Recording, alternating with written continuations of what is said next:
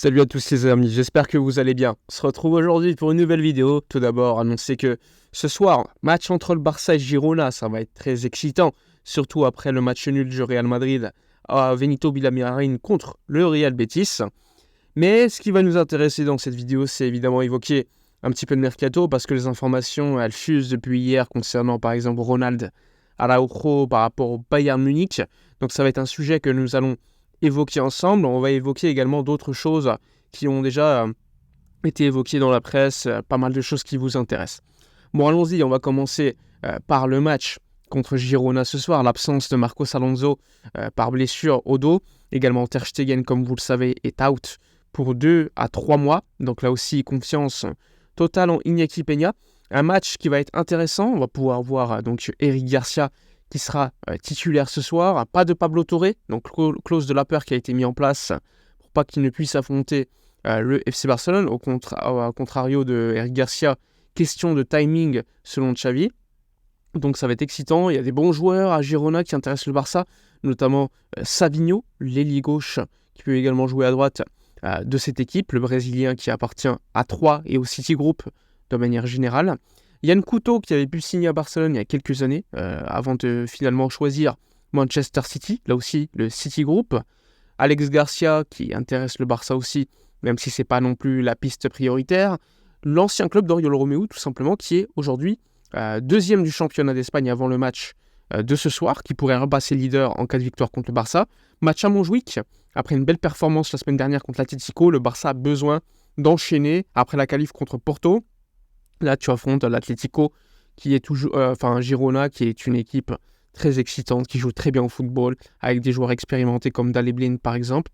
Il y a une absence intéressante côté Girona, c'est Herrera. C'est pour moi le meilleur milieu de cette équipe avec Alex Garcia, donc c'est un point positif côté Barça.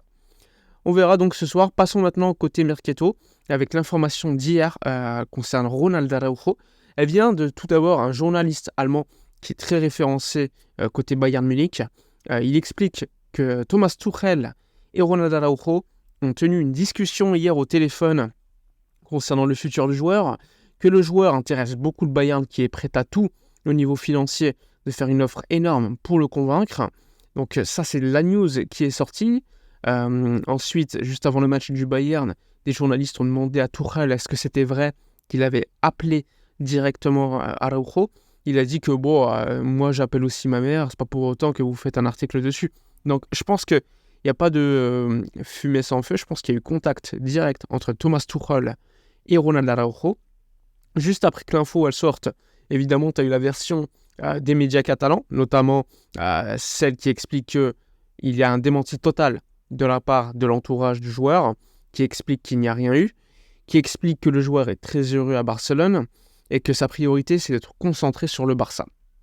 Autre son de cloche, là aussi des médias catalans ce matin, qui explique via donc Mundo Deportivo qu'en effet, le Bayern Munich s'est bien rapproché de Ronald Araujo, qu'il a eu contact direct, que le joueur exclut totalement un départ cet hiver vers le Bayern, mais qu'en été, il n'est pas impossible qu'il y ait discussion et un nouveau feuilleton qui s'installe.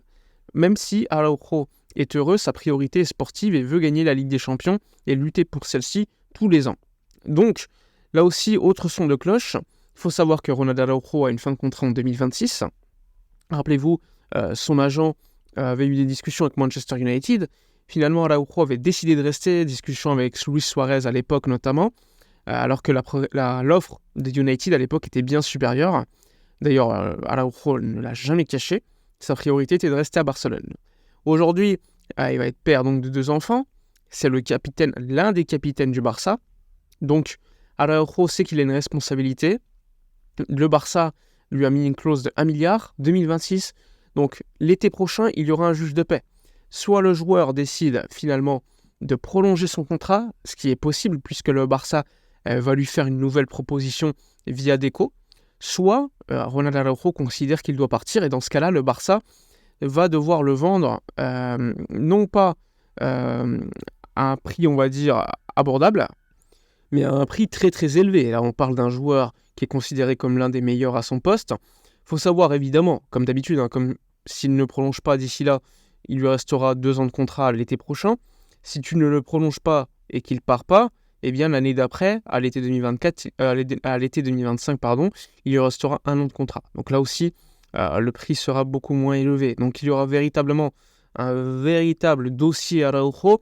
Moi, je pense qu'il va rester, je pense qu'il va même prolonger, parce que je sais que le joueur aime beaucoup Barcelone. Il n'y a pas besoin de faire un dessin, on le sait, c'est le capitaine. C'est un joueur importantissime, non pas seulement en termes de niveau de jeu, mais en termes de leadership. C'est un leader de l'équipe. Moi, je ne le vois pas partir. Après, dans le foot, tout peut arriver. Le Bayern Munich est capable de mettre une grosse offre économique. Tout est possible d'arriver. Après, il faut savoir quand même que Araujo, il a déjà refusé des offres importantes.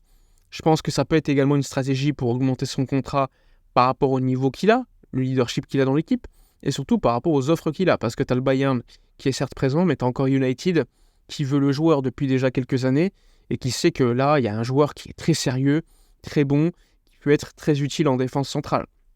Alors, pour l'instant, le dossier, on va l'abaisser en termes d'intensité parce que ça n'a pas de sens de le voir quitter le club cet hiver. En plus de ça, le Barça décide. Si le Barça ne veut pas qu'il parte, il va rester, tout simplement. Et moi, je pense que le Barça veut le garder absolument à 100%. Donc de là, il n'y a pas de véritable, pour l'instant en tout cas, pas de véritable feuilleton.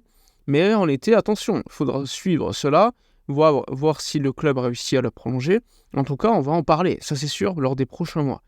Donc voilà, la priorité de toute façon, ça va être continuer cette saison en termes d'objectifs en Ligue des Champions, en Liga. D'ailleurs, Laporta s'est exprimé hier lorsqu'on lui a posé la question sur la 3e place. Il a exprimé que le Barça, maintenant, avec tous les retours de blessures, devait viser la victoire en Liga, même si à Girona et le Real Madrid, qui sont des concurrents très sérieux, lui vise la victoire finale, ce qui est totalement normal. Il exprime également le fait que le Barça, avec ses retours de blessures, doit lutter pour tous les titres à 100%. Donc là aussi, il faudra voir le tirage au sort de la Ligue des Champions. De toute façon, juste avant ça, il faudra terminer d'abord premier, même si normalement, ça va être le cas en Ligue des Champions. Donc ça va nous assurer, entre guillemets, un match normalement, théoriquement, beaucoup plus facile que si tu termines 2e de ton groupe. Donc là aussi, ça va être très, très, très, très intéressant. Voilà pour le feuilleton, on va dire, de la journée, celui d'hier, celui qui a beaucoup parlé. Évidemment, ce soir, on débriefera le match entre le Barça et Girona, qui risque d'être très, très intense. Hâte de voir ça. Avec, évidemment, l'absence de Marcos Alonso. Attention, De Jong ne doit pas prendre de jaune, sinon il sera suspendu pour le prochain match contre Valence en Liga à Mestalla. Voilà pour toutes les informations de la journée. N'hésitez pas à donner votre avis, likez, commentez, partagez. Moi, je vous dis à la prochaine et d'ici là, comme d'habitude, portez-vous bien.